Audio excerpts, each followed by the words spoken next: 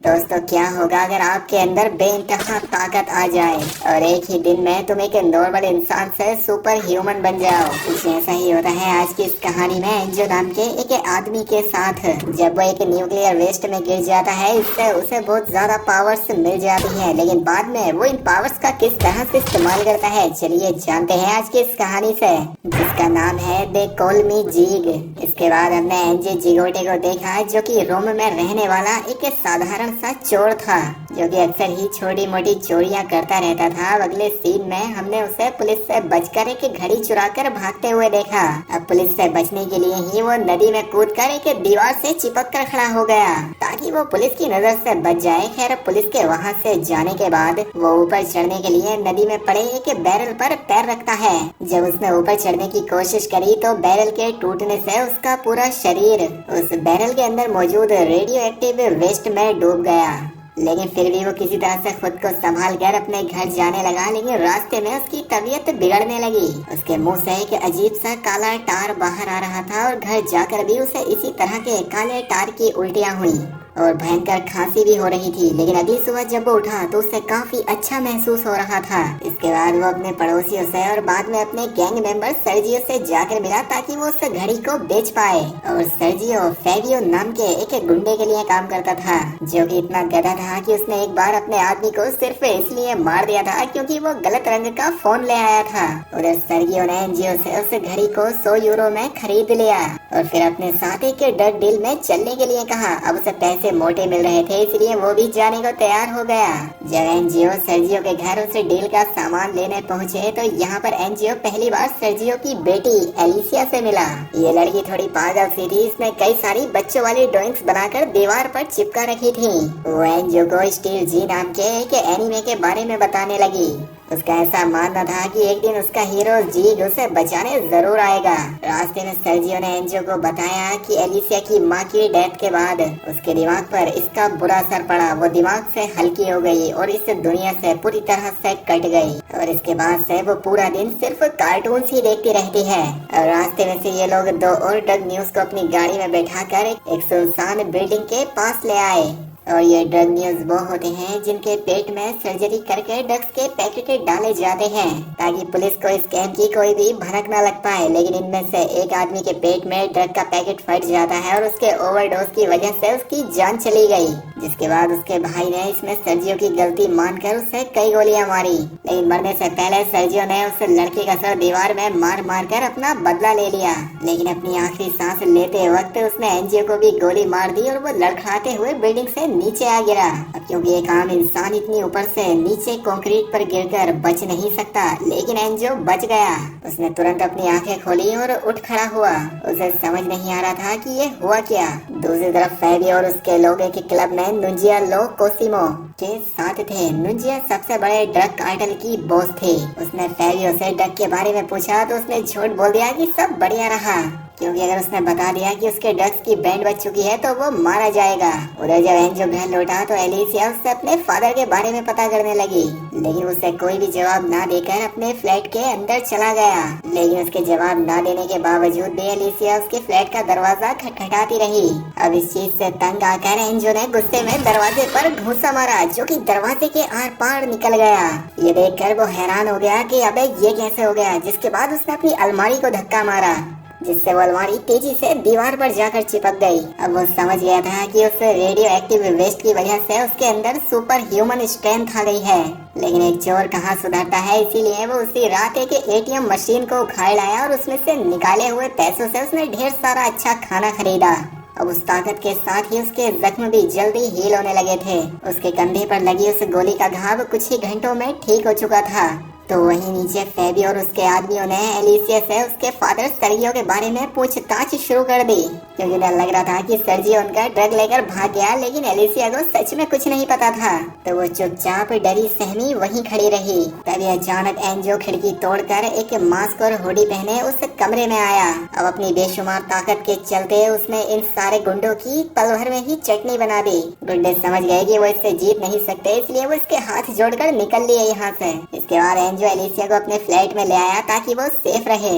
Alicia को लगने लगा कि वो उसका एनीमे वाला हीरो जीग है और आखिरकार इस तरह से वो उसे बचाने आ ही गया। अब उसकी दिमागी कंडीशन को देखते हुए एंजो ने भी उसकी हाँ में हाँ ही मिलाई। दूसरी तरफ फेबियो ने एंजो की एटीएम मशीन चुराने वाली वो वीडियो देख ली जो कि सीसीटीवी फुटेज थी और वो इंटरनेट पर वायरल हो रही थी। उसे यकीन हो गया कि ये वही आदमी है जिसने कुछ दिन पहले उनकी धुलाई की थी। तभी फेबियो का राइट हैंड एंटोनियो वहां आया और उसने फेबियो को सलाह दी कि उन्हें नुंजिया के पैसे जल्द से जल्द लोन लेकर उसे दे देने चाहिए। लेकिन फेबियो कहता है कि नहीं बेटा, हम इसकी बजाय एक बैंक की गाड़ी को लूटेंगे और इसकी प्लानिंग इन लोगों ने पहले से ही कर रखी थी। दूसरी तरफ एंजो को भी सर्जियो के डॉक्यूमेंट्स में उसी गाड़ी को लूटने का एक प्लान मिला। अगले दिन फेबियो और उसके बाकी के लोग अपने पूरे हथियारों के साथ उस गाड़ी के आने का इंतजार करने लगे, लेकिन एंजो ने उनसे पहले ही उस गाड़ी को रोककर सब कुछ लूट लिया। फेबियो ने एंजो पर गोली भी चलाई लेकिन उस पर इसका कोई असर नहीं हुआ और वो बचकर यहाँ से भाग गया। और रात में एंजो और एलिसिया ने एक साथ बैठकर एलिसिया का फेवरेट एनीमे देखा। एंजो जब थोड़ा एलिसिया के करीब आया तो वो डर गई और जोर जोर से चिल्लाकर रोने लगी। पता लगा कि उसकी बीती हुई जिंदगी में किसी ने उसे सेक्सुअली अब्यूज किया था। खैर अब अगले दिन वो एंजो से बार बार अपने फादर को बचाने का कहने लगी। इसके बाद एंजो से एक बहुत बड़े बंद राइड पार्क में लेकर आया, जिसके बाद एंजो अपनी शक्तियों का इस्तेमाल करके उसे इस जगह की राइड दिलाने लगा। दूसरी तरफ फेबियो और एंटोनियो में बहस शुरू हो गई क्योंकि वो फेबियो से कह रहा था कि हमें नुंजिया के पैसे लोन लेकर लौटा देने चाहिए, फिर उसके लिए हमें कर्जा ही क्यों न लेना पड़े। लेकिन फेबियो इस चीज के लिए बिल्कुल तैयार नहीं था। अब फेबियो की बात न सुनने पर फेबियो ने गुस्से में एंटोनियो पर उसके कुत्ते छोड़ दिए, जिन्होंने की एंटोनियो को मार डाला। दूसरी तरफ एंजो ने एक बढ़िया मॉल से एलिसिया को एक बहुत ही खूबसूरत ड्रेस दिलवाई जिसे कि वो हमेशा से चाहती थी। और बाद में एंजो ने एलिसिया को सर्गियो की मौत के बारे में भी बताया। वो कहती है तो तुमने मेरे फादर को बचाया क्यों नहीं। वहीं बैंक से पैसे चोरी होने की खबर हर न्यूज चैनल पर छा गई और एंजो सुपर क्रिमिनल नाम से वायरल हो गया।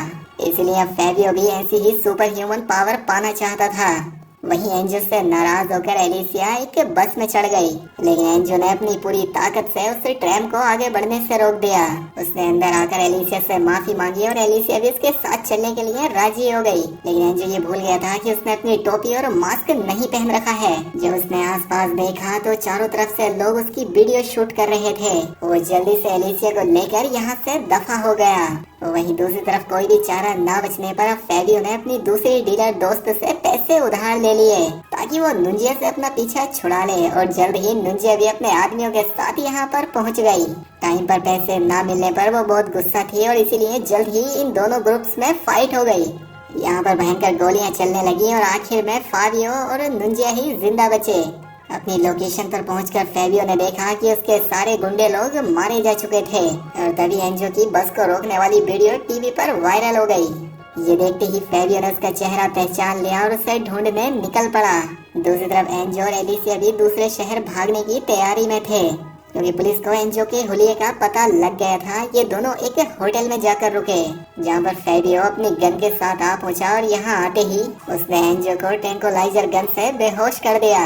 जब एंजो की आँख खुली तो फेबियो ने उसे डक टेप से पूरी तरह से बांध दिया था। उसने एलिसिया की जान के बदले उससे उसकी सुपर ह्यूमन स्ट्रेंथ का राज बताने के लिए उससे कहा। अब एलिसिया की जान बचाने के लिए एंजो उसे नदी किनारे ले आया और पूरी बात समझाई, लेकिन फेबियो को उस पर यकीन नहीं हो रहा था। बातचीत के दौरान ही नुंजिया भी अपने लोगों के साथ यहाँ आ गई और इन पर अंधाधुंध गोली चलाने लगी। और इस गोलीबारी में फेबियो और एलिसिया को बहुत सारी गोलियां लगी। अपना बदला लेने के लिए नुंजिया ने फेबियो के शरीर को जलाकर नदी में फेंक दिया। अपनी आखिरी सांसें ले रही एलिसिया ने एंजो से अपनी ताकत से लोगों की मदद करने के लिए कहा। अब एंजो के शरीर में क्योंकि कितनी भी ताकत थी, लेकिन इस वक्त वो खुद को बहुत ही बेबस महसूस कर रहा था। अगले दिन फेबियो पानी से निकला और अब उसके शरीर में भी एंजो की तरह ही सुपर ह्यूमन स्ट्रेंथ आ चुकी थी। इसके बाद वो नुंजिया के अड्डे पर गया और वहाँ पर मौजूद सभी लोगों को मार डाला। उसने उन्हें मारते हुए अपनी वीडियो भी बनाई ताकि वो एंजो की तरह ही वायरल हो जाए, क्योंकि पैसा जो कमाना है इन्हें भी यूट्यूब से। खैर दूसरी तरफ एंजो एलिसिया की मौत से इधर उधर मारा धारा फिर रहा था। तभी वहाँ सड़क पर एक गाड़ी का एक्सीडेंट हो गया और उससे जलती हुई कार से एंजो ने अपनी शक्तियों का इस्तेमाल करते हुए एक बच्ची की जान बचा ली। बच्चे की माँ ने एंजो का बहुत एहसान माना। इसके बाद एंजो ने फेबियो को टीवी पर देखा, जो कि कह रहा था कि कुछ ही देर में वो बॉम्ब से फ्रांस के सबसे बड़े स्टेडियम को उड़ाने वाला है, सिर्फ इसलिए क्योंकि उसका मन है, मजे के लिए ऐसा कर रहा है। वो कोई खास वजह नहीं है इसकी। एंजो स्टेडियम पहुंचा, जहां पर हजारों लोग मैच के शुरू होने का इंतजार कर रहे थे। यहाँ पार्किंग में उसे फेबियो भी मिल गया, जिसके हाथ में बॉम्ब का रिमोट था। उनमें यहाँ पर एक जोरदार लड़ाई हुई, लेकिन फेबियो मौका देखकर स्टेडियम के अंदर भागा। एंजो ने उसका पीछा भी किया, लेकिन इससे पहले वो उसे रोक पाता, फेबियो ने बॉम्ब को एक्टिवेट कर दिया। जिसके बाद एंजो बॉम्ब को उठाकर नदी की तरफ भागने लगा, ताकि वो बॉम्ब को लोगों से दूर पहुंचा दे। एंजो बॉम्ब को नदी में फेंकने ही वाला था कि तभी फेबियो ने धक्का देकर उससे गिरा दिया। वो बॉम्ब ब्रिज पर ही गिर गया और उसे फटने में सिर्फ 1 मिनट बाकी था। जब बॉम्ब फटने ही वाला था तो एंजो ने बॉम्ब और फेबियो के साथ ब्रिज से नीचे छलांग लगा दी। उस धमाके में फेबियो मारा गया और उसका सर उसके शरीर से अलग होकर बाहर आ गिरा। सबको लगा कि एंजो ने भी इस बॉम्ब धमाके में अपनी जान गंवा दी, लेकिन आखिर में हमने उसे दूर खड़े होकर शहर को देखते हुए देखा, जो कि अभी शहर का नया सेवियर होने वाला था।